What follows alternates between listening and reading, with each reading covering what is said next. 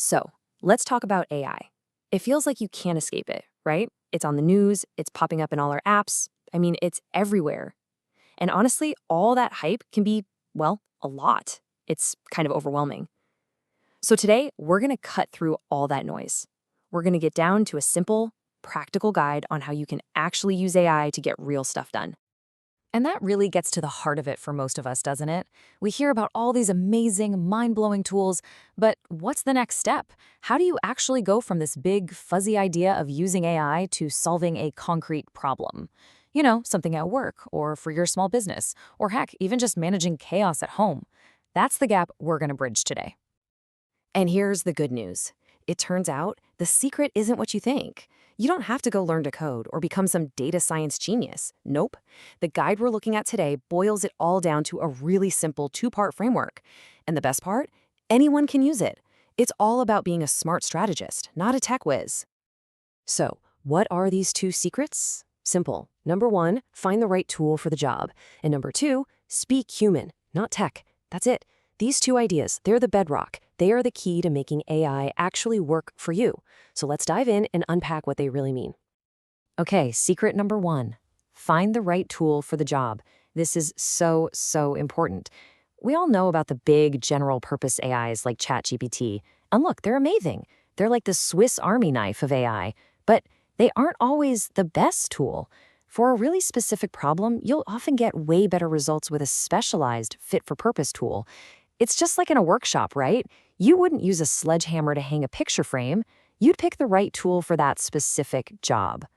All right, on to secret number two. Speak human, not tech. And this is all about people. It's about communication. Your goal isn't to walk into a room and wow everyone with a bunch of technical jargon. Nobody cares about that. Your job is to be a bridge, a translator. You have to really understand who you're talking to. What are they excited about? What are they worried about? And then you explain how this AI thing can actually help them in words they get. It all comes down to empathy, really. Okay, so theory is one thing, but let's make this real. Let's see how this two-part secret actually works out in the wild. We're going to look at three totally different, super practical scenarios. A small restaurant, a high-stress call center, and yeah, even a busy family household. And check this out. This table is basically our whole game plan laid out in one spot. For each of those scenarios, we can see the whole chain of thought. Here's the problem they're facing, here's the specific tool that fits the job, and, crucially, here's the human concern we have to address to make it work.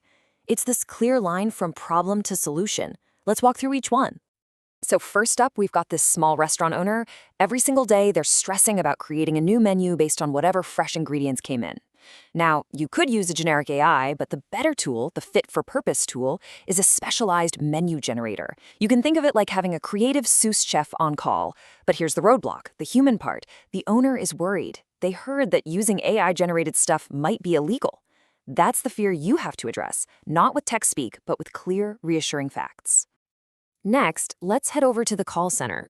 You've got agents who are just completely burned out. They can't keep up with all the constant technical updates. So what's the solution? An AI agent copilot. This is an internal tool that can dig through all the company's private manuals and give agents instant, secure answers. And that security part is key. We're talking about a private AI using something called RAG, so none of the company's secrets leak out. But again, what's the human barrier? It's the team. They're scared. They're looking at this thing and thinking, is this here to take my job? And finally, let's bring it home, literally, the household. The kids have tons of homework and they need help.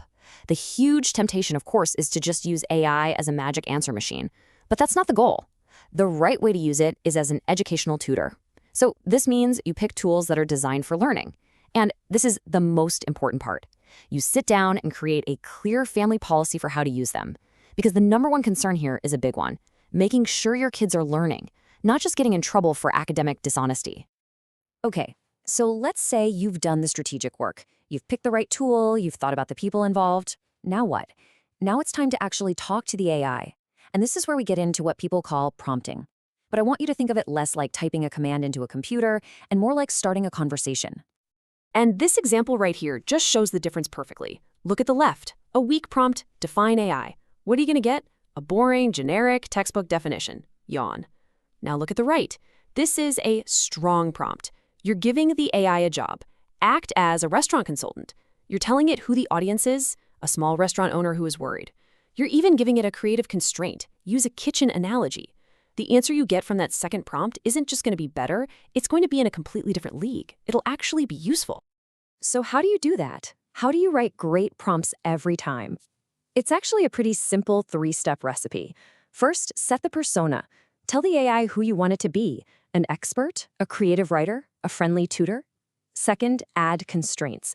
Be specific. Give it rules, details, goals. The more guardrails you give it, the better the output. And finally, and this is key, iterate.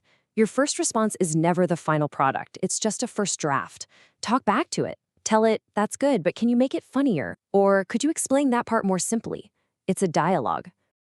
Okay, we're coming to what might be the single most important part of this whole process. You can pick the perfect tool, you can write the most beautiful, specific prompt in the world, but none of that matters without one final ingredient: you, your brain, your judgment. You are, and always must be, the human in the loop. And this quote, this has everything you need to know. AI models are designed to be fluent, not factual. Let that sink in. Their goal is to sound good, to sound convincing. Their goal is not to be 100% accurate. They can be wrong. They can literally just make stuff up, what people call hallucinations. And the scary part is, they'll state it with the utmost confidence. So what does that mean for you? It means you need to develop a new habit. Every single time an AI gives you something, you have to run it through a quick mental checklist. Number 1, is this actually true? Fact check it. Look out for those hallucinations. Number 2, how does it sound? Analyze the tone. Did it nail that friendly, empathetic vibe you wanted, or does it sound like a robot wrote a corporate memo? And number 3, be ready to jump in. Correct it, tweak it, improve it. You're the editor. Here's the bottom line, the biggest takeaway. The AI's output is never, ever the final product. It's a starting point. It's a first draft. It's raw material. Using AI well means you are not a passive user just copying and pasting. It's a partnership. The AI gives you a head start, and you, the human, bring the critical thinking, the common sense, the ethics, and the final sign-off. In this whole system, your brain is still the most valuable component. And that really brings it all together. As we've seen, using AI effectively has almost nothing to do with being a tech wizard. It's about being a smart strategist. It's about being a good communicator. And most of all, it's about being a critical thinker. The technology, it's just a tool, a ridiculously powerful new tool in our toolbox for sure. But it's just a tool. So the real question, the one I'll leave you with, is this: what problem are you going to solve?